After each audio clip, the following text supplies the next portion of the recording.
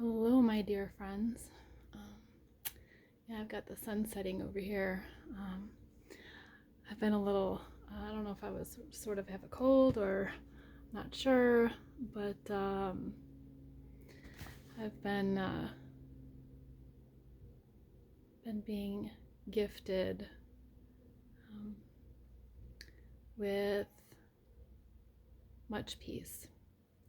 So I know, though, sometimes we might not think that it's a good thing that we feel down or that we're tired or maybe that we have a cold or, who knows.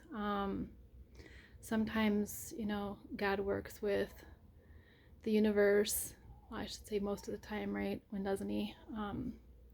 That he works with the universe to get us to sit still. So that way, there's just certain things that our body can't do if we're busy doing everything else. And if we're never really truly being, energetically, our body just isn't capable of certain movement or healing or growth or awakening. And the only way that is possible is when we're not giving our energy and everything to everything else. Sometimes we just have to plop down and lay still, and even if you might be binge watching a TV show, it still gives your body an opportunity to do certain things that it just can't do if the energy is going elsewhere. So I know for me, even energy and awakening and things like that, not just for me but in general,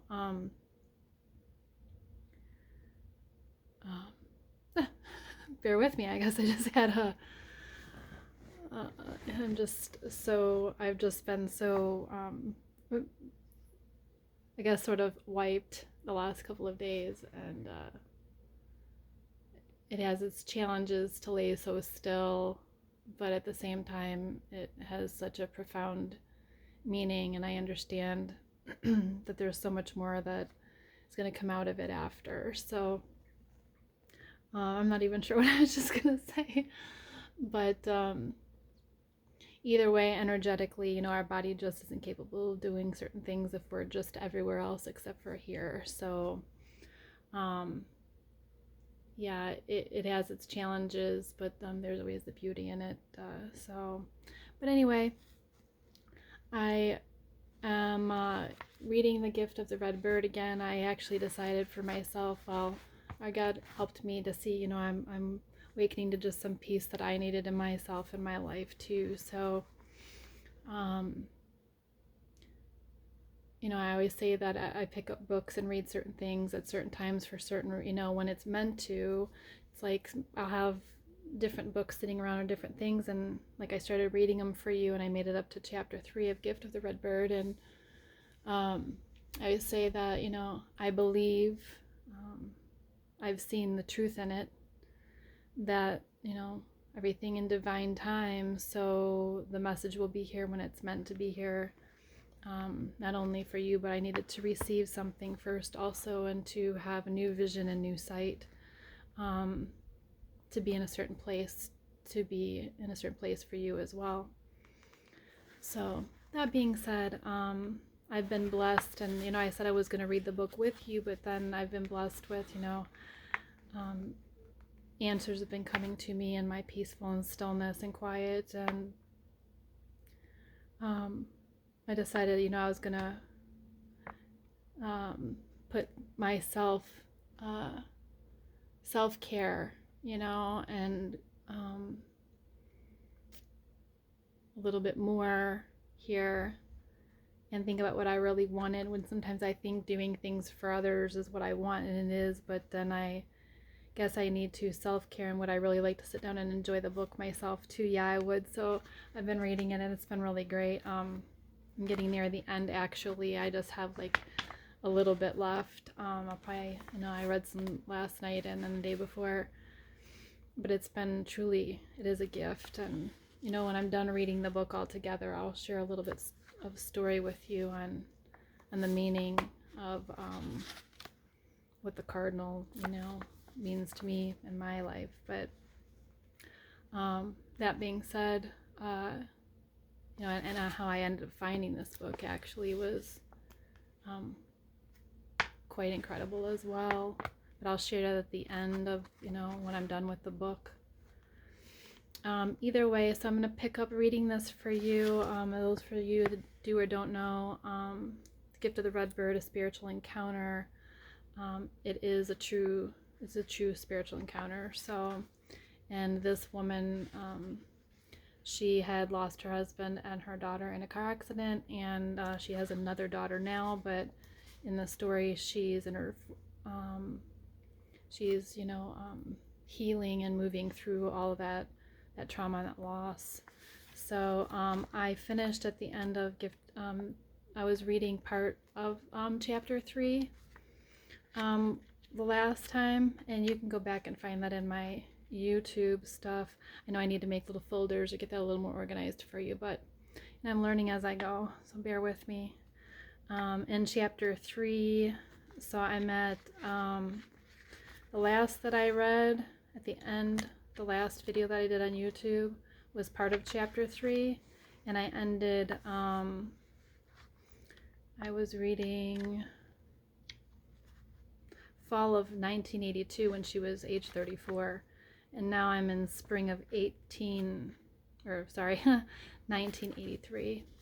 So I'm going to start reading, and I think it's pretty cool now that I do know kind of where the story is leading to, and that sure is great. So I just really hope you enjoy this, and thank you so much for being here if you're here with me, and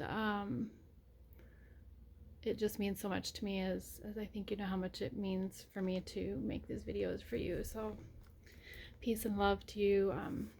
So this is spring of 1983, Gift of the Red Bird. I start taking portions of my bedridden day and give them to God. I am unpracticed at this. It isn't easy. I read a little scripture and think about the words. I look out the window, oddly comforted by the trees. I talk to God in my head, telling him what I'm thinking. I'm honest for once in my life. I realized that I even had a way of coming before God and trying to do it perfectly. Wanting to seem holy, I guess. I give all of that up. I just tell God how I really feel. I say that I hurt. I say that building back my life has been too hard. I let the real tears come out. No more bravery, just a struggling human being. I tell God that I do not want answers, miracles, or moving mountains. I only want a friend. I want peace inside. It feels so good to be real, to be both strong and weak. A lot of weight begins to lift. I will succeed, and I will also fail. I don't have to just succeed in order to be valued. Maybe I will even be likable as a whole person, one with roundness and failings. At least I'm starting to like myself this way, and God seems to accept me. Some small peace roots inside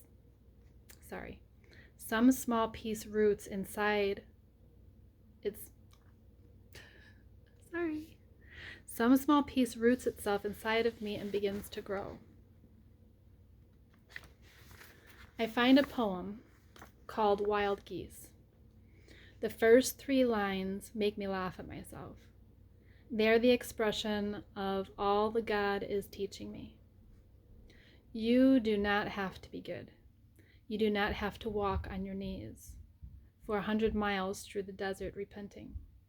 I laugh because it's silly, and I cry because it's true.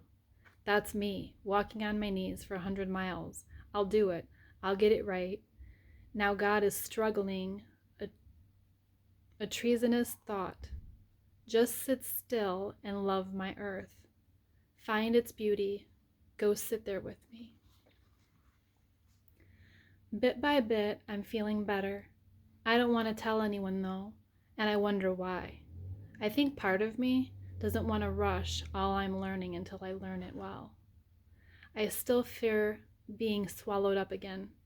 Right now, I wake up anxious for the present day. My interior landscape is less threatening now that I've spent some time there. I don't want to stop learning about this land. I also don't want to jinx the first signs of physical recovery by announcing them too soon. It has been a long year. Can I really be well again? Thank you for another day, I whisper each morning. The sheets of my bed feel good. The light coming through the window is a gift. That's how I feel right now. The sun is setting and I have a light on behind me. We'll see how far I get to read before it gets too dark.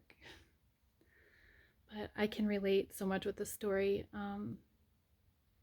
I feel like I truly am reading so much of my life when I'm reading it, and I'm sure that whoever's listening, you must be also as well. I have faith that this is truly a beautiful and healing story, and our struggles and our healing is, even our struggles, all of it is just so beautiful, you know. How do I want to live out this day? I look at the African violet on my windowsill. If I don't water it, it will die. I see that my spirit is no different. I am beginning to listen a lot. The silence is my water. I see that in the last few years I lost myself in the roles I was playing: mother, author, speaker, friend, counselor, rather than these roles being channels for God to use in certain seasons of my life. They became my life. They became my security and my identity. They were how I saw myself and who I thought I was. When I was stripped of them, I felt like nothing.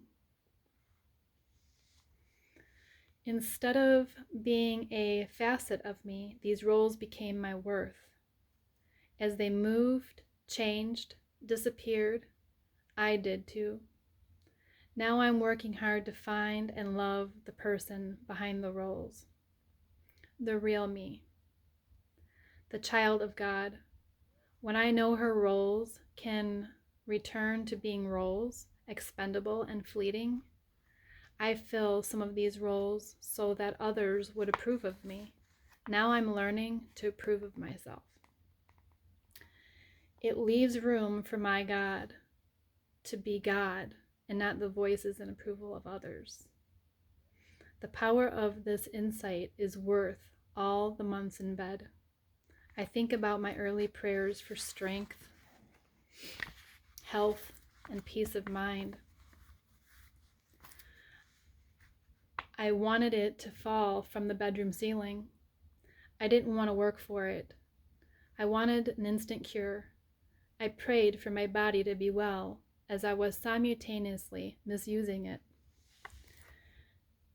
I begged to find peace while I pressed my nervous system to the bone. I'm pretty funny. Today I'm making a list. Who has my life belonged to? The telephone, my child, appointments, my career, my church, my friends, my television, my need for approval, my guilt. Writing it down feels like casting my own lots. Written down in black and white, many of my owners seem insane. Why have I given anyone or anything permission to run my life? How did I wind up responsible to so many things, but not myself? It has taken a lot to get me to think these thoughts, and even if I'd written this list several months ago and had listed God, it would have been a lie. I talk about him a lot, but hardly knew him at all. It was more comfortable to have ideas and theories about him than to have a real ongoing encounter. This evening, I sit on my deck, enjoying the moon. I look again at my list. It would be easy to criticize myself, but that won't solve anything. Only waking up will change things. I take a sharp black marker and remake the inventory. I write God at the top, me second, my child is third. I scratch out the television. The noise it creates is half of the reason I'm seldom quiet. It pretends to fill an emptiness, but it only fills space. The emptiness doesn't go away. I feel tired, and I lay my head back on the chair. This is what I'm learning: to rest when weary, to stop eating when full, to walk away when saturated. I'm learning to hear myself. I remember words written by Keith Miller. The saints were not people with the greatest education or even the largest results, but they did have a couple of traits in common which were almost invisible. What they said correlated almost 100% with what they were and what they did. I love that so much. What they said correlated almost 100% with what they were and what they did. An amazing and invisible power may be released when a person's words and his inner self finally match. It's surprising to me that having reached so far inside of myself to wrestle with the death of my family, I still missed so much truth. Or maybe I saw the truth, but didn't understand how delicate it is, and how generous it must be fed. In the hours before Beth's birth, I so clearly heard God say, "Want me more than you want anything." But hearing it and believing it were not enough. I had to follow it up with my life. In time, it was less difficult to breathe, and I gradually began to anticipate resuming my life, and I responded to invitations to speak only after prayer, and I gathered around me a group of prayer partners who would hold me accountable. When I left for my first trip after being bedridden for so long, I still felt poorly, yet we all conquered that. Yet we all concurred that it seemed to be the right thing to do. I arrived a day early. The morning I was to speak, I was up for an hour when I suddenly realized that I was well. From that moment, the illness was behind me, but now there were many invitations which I did not feel led to accept, or for which I felt the timing was not right. I took great pains to listen and to honor this inner guidance. My months in bed had given me permission to let the lives of others be their own. Now I face the challenge of being well and still as wise. I'm going to stop there for now. That was the end of chapter 3, and I promise, I am going to promise this time that I'm going to get to, I'm going to read this book and finish out the chapters. I typically, I know I was going live on Facebook too, but I know at times it's probably easier for me to record it and get it done certain times. But I know some people like the live videos feed, too. But however, God is calling me to do that. So I'm going to get this next. I'm going to be on chapter 4 next. I hope that you enjoyed that reading today. And I love reading for you. I love sharing anything. I love sharing anything with you, and I'm so grateful that you're here joining me. And of course, I said I would explain some part of the meaning of the cardinal, you know, or even birds in my family at the end of when I read the book. But it's kind of ironic right now is the first time that I'm sitting in, you can see all my different pillows and things. My aunt's blanket and stuff is here, and I was actually reading to you. My dad had passed away on December 6th, 2006.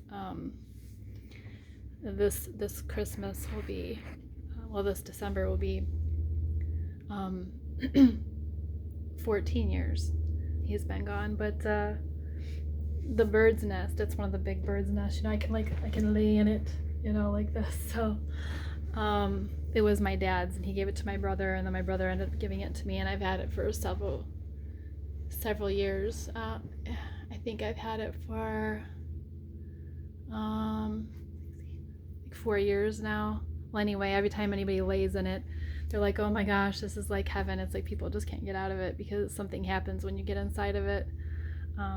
It's just a very healing place. So I just thought that was pretty cool that normally I was kind of sitting on the couch reading the book the past couple of days, but you know, I'll go in my back room and read to you guys and things like that. But today I was laying here in the bird's nest with the sun coming through the window, so it was hitting my feet, and thank God we've had, this week is going to be so nice, in the 60s. But I even did get up, like I was reading, I'm getting near the end of the book, so I'm on chapter 5, but I actually got up 3 or 4 times to actually, you know, rescue, so to speak, the 6 ladybugs so far that were crawling around or beating on I got up like 3 different times to save ladybugs, well, to put them back outside in the sun, because that's where they apparently wanted to go, and they kept banging into the glass, right? I think I have 2 left, you know, altogether, but yeah, so I was reading Gift of the Red Bird today for you, from my bird's nest. So, yeah, I've been kind of worn out, but it's all for good stuff. So here we are, and I'm sending so much love, peace and healing and goodness and vibes and prayers, strength and patience to you. Strength and patience, trust and knowing, faith and hope and love, lots and lots of love and goodness, good vibes, good thoughts, good things, right? Thank you so much for being here. I truly love you guys, and please always like my video so I know you guys are watching, especially when I put it up on YouTube. If I don't do it live, then sometimes I just don't know who's on there. Or comment and let me know if you like it. And hope to see you soon. I know I will. I love you guys.